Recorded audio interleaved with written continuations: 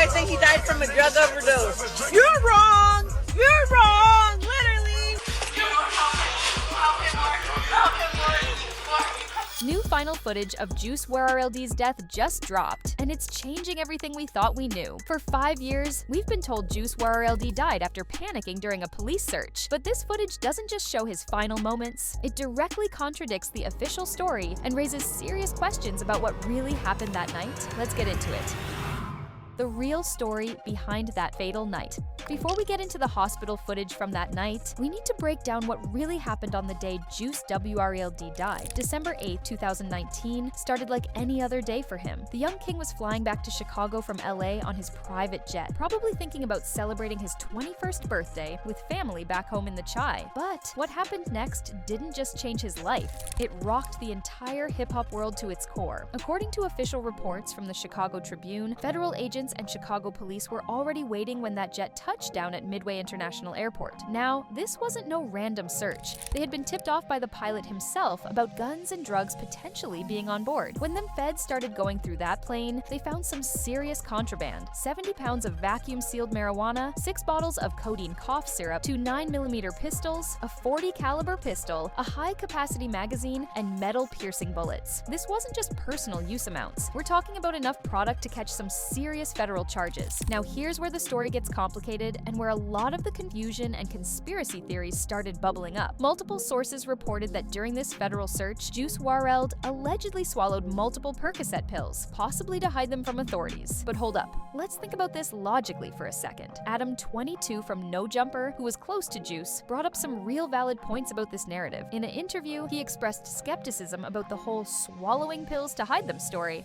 Yeah, I mean, that's what I read in the news too. I never actually really talked to anybody who was there. I wonder to what extent that story is maybe different if you were to hear it. I don't know, it seems kind of so silly to just take a bunch of pills when it's like, if you were really getting busted with a bunch of illegal stuff, like whether you knew about it or didn't know about it, a couple of pills is nothing, you know? Like when you have 70 pounds of weed and a bunch of guns and all this, whatever was on that plane, you know, a handful of perks is not gonna make a dent in the case. Adam, 22, makes a real point here that a lot of people overlooked. When you're already looking at federal charges for 70 pounds of weed and multiple firearms, why would you risk your life over a few pills? But then he breaks it down even further, explaining the mindset of someone who's not used to dealing with federal investigations. If he knew about the weed and the drugs, he's thinking, oh shit, that's gonna be on me. Everyone around me is gonna say, I didn't know nothing about it. I'm gonna be the target, just like Lil Wayne. Remember when he got busted on the tour bus and everything, and on the plane more recently? Right. Everything goes towards the guy who's financing everything, and I got these drugs in my pocket on top of it. You're not making logical steps. Okay, well, I've got these pills, but that's not really a big deal, so let me just go ahead and, no, like you're panicking, shit's going on. Let me just swallow them real quick, and then... What happened next was every artist's worst nightmare. Juice WRLD suffered a grand mal seizure and went into cardiac arrest right there in the airport hangar. The paramedics immediately administered Narcan. That's naloxone, the opioid overdose reversal drug, but it wasn't enough to save him. Now, his girlfriend Ali Lottie was right there when this all went down. She told the police straight up that Juice had a drug problem with Percocet. This wasn't no secret. Everybody in his circle knew the young king was struggling with addiction. Despite the paramedics' best efforts, Juice WRLD was pronounced dead at 3:14 a.m. at Advocate Christ Medical Center in Oak Lawn, Illinois. He was only 21 years old. 2 months later, on January 22nd, 2020, the Cook County Medical Examiner's Office released their official findings. The cause of death was ruled as accidental overdose due to oxycodone and codeine toxicity, but the toxicology report revealed a whole cocktail of substances in his system that paint a picture of just how deep his addiction really was. The final moments.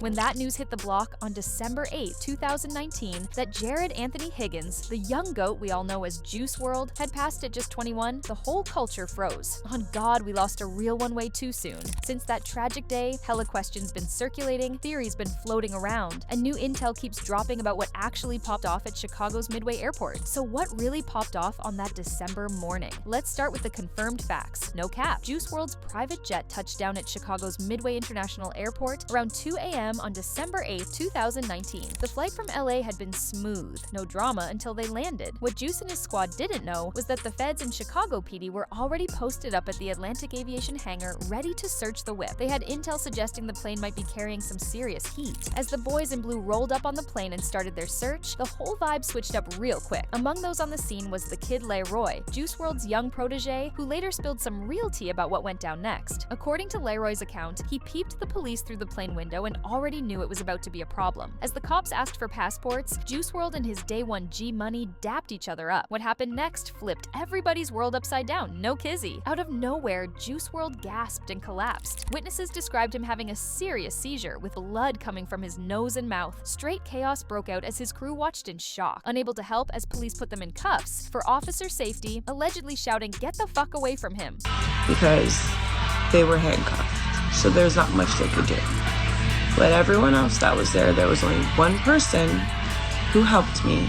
The official Cook County Medical Examiner's report later determined that Juice WRLD died from an accidental overdose of oxycodone and codeine, with toxicology showing THC, morphine, and caffeine in his system too. But what led to this overdose has had the streets talking and debating for years. One of the main theories that was initially reported everywhere suggested that Juice WRLD might have popped multiple perks to hide them from the authorities, potentially triggering the fatal overdose. Pills were scattered around him when he collapsed, and 9 suspected Percocet pills were found in his fit. But hold up, this story has been challenged heavy. His shorty at the time, Ali Lottie, has repeatedly denied that he swallowed pills to dodge the cops, and interestingly, nobody has stepped up to confirm seeing him pop anything during the search. Oh, you guys think he died from a drug overdose? You're wrong! You're wrong! Literally! The documentary director Tommy Oliver, who created Juice WRLD Into the Abyss for HBO, also dismissed this theory, saying the overdose was due to his ongoing battle with addiction rather than some last-minute move to avoid catching a case. What we do know for sure is that the search of the plane turned up some serious contraband: 41 vacuum-sealed bags of loud totaling 70 pounds, 6 bottles of prescription codeine syrup, 2 9mm pistols, 1 .40 caliber pistol, a high-capacity clip, and armor-piercing bullets. 2 of Juice's security team, Harry Dean and Christopher Long, later caught misdemeanor charges for the illegal straps. The severity of what they found raises some real questions about the potential time Juice WRLD might have been looking at had he survived. Some online discussions have suggested he could have been facing a potential 64-year mandatory minimum bid in the feds, given the quantity of drugs and firearms, though this remains speculation. The medical response to Juice's collapse has also been put under the microscope. When he started seizing, a Department of Homeland Security agent hit him with 2 doses of Narcan, an opioid overdose antidote, and police turned him on his side to help him breathe. Paramedics rolled up to find him still moving, but without a pulse. They rushed him to Holy Cross Hospital, then transferred him to Advocate Christ Medical Center, where they pronounced him dead at 3:14 a.m., about an hour after he first collapsed.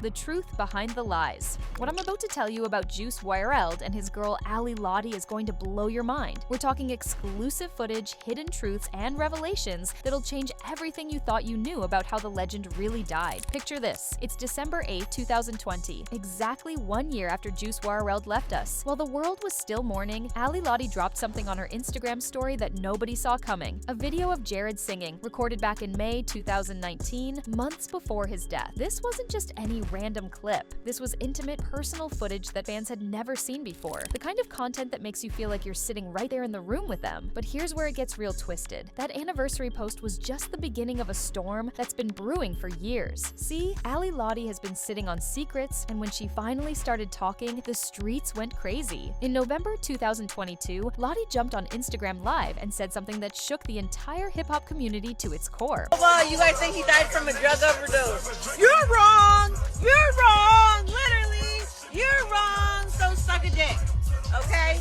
Suck a dick. There's a lot of shit y'all don't know that I fucking grieve through myself while I let y'all grieve and talk mad shit on me. Hold up. Let that sink in for a minute. The woman who was closest to Juice, who was literally there during his final moments, is telling the world that everything we thought we knew about his death is wrong. That's not just controversial, that's explosive. But Ali didn't stop there. Earlier that year, in June 2022, she had already been dropping breadcrumbs about what really went down. She hinted at some serious behind-the-scenes drama, talking about events from from the day before Juice passed and the actual day he died that would completely change how people view his death. She claimed she couldn't speak on it fully because of safety concerns, but she promised that when the truth comes out, it's going to shake everything up. Now, while the official reports say Juice died from an accidental overdose of oxycodone and codeine, Allie's been painting a completely different picture. She's been saying there's way more to the story, involving money, record labels, and some serious industry politics that most people don't even know about. But let's talk about the footage that really got people in their feelings. Throughout 2020 and beyond, Allie has been sharing exclusive behind-the-scenes content from their relationship, including personal letters Juice wrote to her where he called her his dear future wife. These weren't just random social media posts, these were intimate glimpses into a love story that was cut tragically short. The most significant release came through the HBO documentary Juice Wrld Into the Abyss in 2021, where hundreds of hours of unseen footage featuring Allie and Juice together was shown to the world. This documentary gave fans an unprecedented look at their relationship and Juice's final years, with Allie playing a central role in telling his story. But here's where the story gets even more intense. During one of her most revealing interviews, Allie opened up about something that absolutely nobody saw coming. She talked about getting pregnant. Not once, not twice, but 3 separate times while she was with Juice. So when were you pregnant?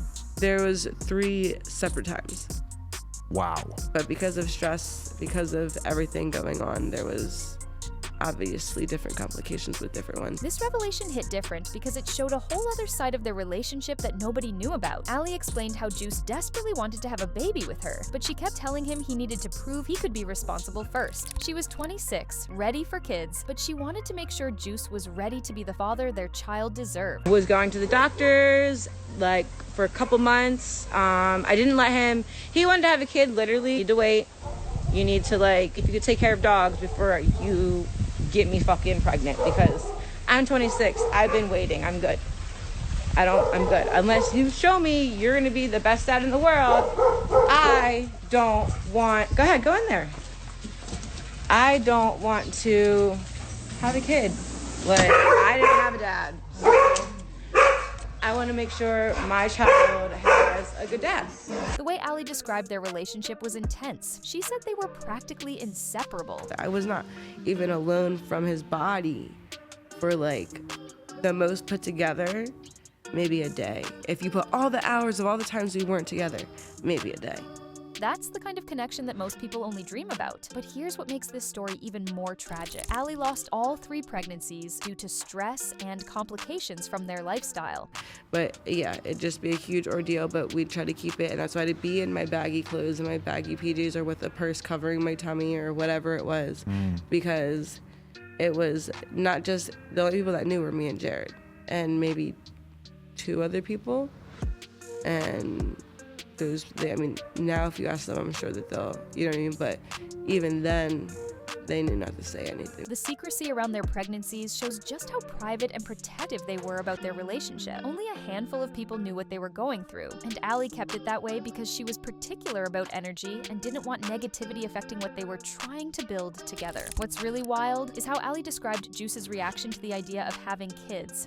Until Jared was like, no, you're having, this is what's happening. Right. And no, it wasn't a choice. It was this is what's happening. And Right. I was like. And you were on board with that, just like you're on board with everything else? I was like, whatever you say, king. Literally. This shows a side of Juice that most people never got to see. A man who was ready to settle down and start a family, despite all the chaos and fame surrounding his life. But Allie was smart about it, testing him to see if he could handle the responsibility. Remember, it's okay not to be okay. It's okay to ask for help. And it's okay to talk about the things you're going through. That's one of the most important lessons we can take from Juice WRLD's life and music. That sharing your pain isn't weakness, it's strength. Stay safe out there and keep his legacy alive by taking care of yourselves and each other. If you liked this video, click on the videos on your screen for more.